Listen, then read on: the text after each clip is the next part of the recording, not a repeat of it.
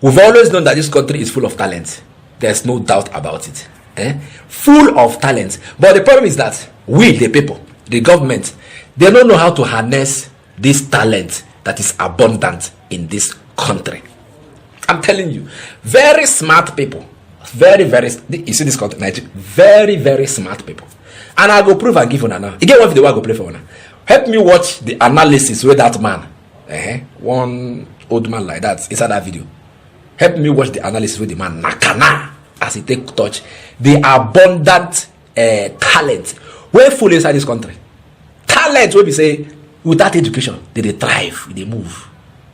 Just without education, no. You understand? Built in, inbuilt, without formal education, it work. Talent everywhere, but government don't know how to harness it now. Make I not talk too much. Help me listen to this man who won't talk now. Oh, we'll come back. She will come back. We'll come back after he don't talk small. Then we'll talk small. Then I go close them. Make we watch what this man guys talk. You understand?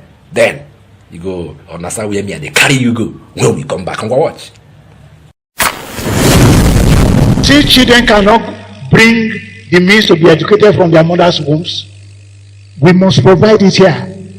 And let's put it this way. I don't know how many people have seen one video in which a 7-year-old Fulani kid is leading about 300 cows alone, and he's like a general in front, and the cows will follow him.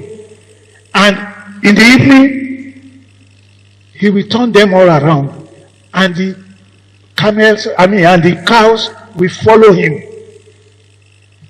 If you enter any Nigerian village in the savannah and you don't see the possibility of that happen, the first question you should ask yourself is why? All the children, when you listen to them, now I can tell you this. I did my youth service in Kankia, 58 kilometers to Katsina and 113 kilometers to Kano. That was where I met Sani Sada, the poet whose works I've been looking for any Katsina man who knows the Commissioner of Culture to look for. The things I learned from what that relationship gave me, I cannot talk about it because I could take the whole day talking about it. But there's one thing I could never run away from. Every child who did not go to school, listen to them after their Almajiri classes. They have a critical capacity that is not available than those who went to school. If you brought all of those children together, the child who could manage cows in the manner I've just described, and the other small boy, you will still find that in a video that is on, where a 9-year-old kid in Aba enters the market and in Queen's English, very impeccable, by any pidgin, was selling apple. But the way he was describing it, and the language he used, and the way he dragged almost everybody, all the old women in the market, to listen to his English, even if they didn't know what he was saying. It was so much that women were not buying what he was selling. They were just following him because he spoke like an oracle. And that's an oracle is not something you get on the streets. It is something that you can only get from a child who grew up knowing that Ariaria market is a place where human beings interact and where you need to design a strategy for linking them on a permanent basis. I thought he could not speak Igbo. Then, when he finished with his Queen's English, he went into he did not sell. Nobody bought what he was selling. The boy also knew that he would not sell.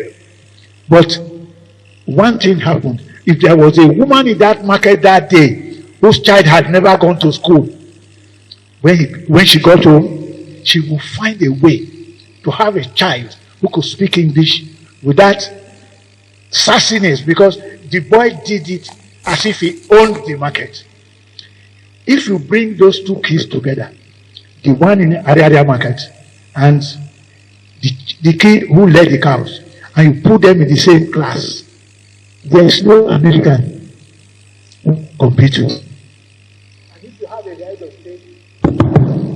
And if you have a head of state, who does not know that putting every child at school and putting every school in every scholar in a job is the job of being a head of state, they have no right to be there. We are not in just any country. Nigeria is like an experiment that God has produced to force Africans to legitimize collective thinking. And if we don't do it, nobody will do it for us. And if we don't do it, Nigerians will be doing it for other countries. I don't know which country you are going to make. None has what we have. And what we have is not because God just gave it to us. No. What we have came from the rude interactions that many consider the problem in Nigeria. Actually, those are the things which make us who we are. That was why in my dance drama, Nigeria the Beautiful, I kept insisting that what we consider our conflict areas, our spoilers, are actually the builders of the country we must have. You don't hear them. Hear what that man talk. Say, wait till we supposed to benefit from. We don't benefit from them. 7-year-old boy leading 300 cows. The other one, they speak Queen's English, they sell apple. You understand marketing. This one understand agriculture. You understand?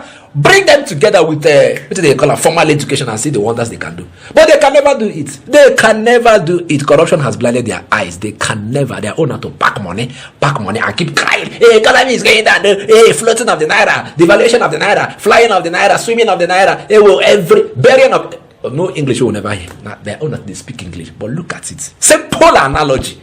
Problem solved.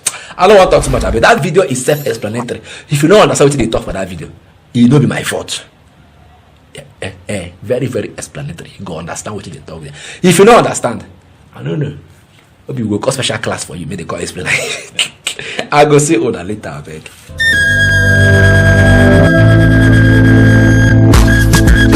For centuries, the Ijele has been a revered masquerade in Igboland, a predominant tribe in southern Nigeria.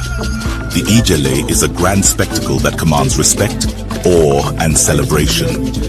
Today, Innocent Vehicles brings you the Ijele in a new form.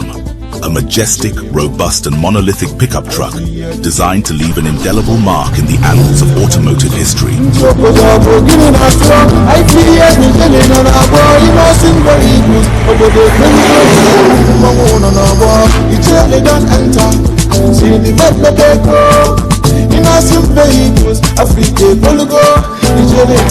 The Innocent Ijele is equipped with a powerful 3.0 L turbo engine and 4WD to conquer any terrain with ease. Make way for the Innocent Ijele, Innocent Vehicle, the pride of African roads.